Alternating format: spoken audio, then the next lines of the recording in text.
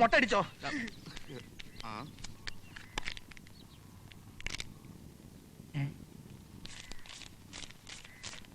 എന്റെ ഗഫൂറേ, ഇപ്പൊ ഒരു രസമുണ്ടായടാ.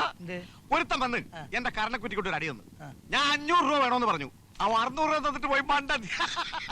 ഇതാ പറയുന്നത്, ബുദ്ധി വേണം കാശുണ്ടാക്കാൻ. എന്നാ പിന്നെ മറ്റേ കരണക്കുറ്റിയും കാറ്റ് കൊടുത്തു 500 രൂപ കൂടി വാങ്ങണ്ടേ? അതിനോ പോയില്ലേ? എന്റെ പൊന്നാര വർക്കി, അതാണ് 5ാമത്തെ അനിയൻ സത്യ.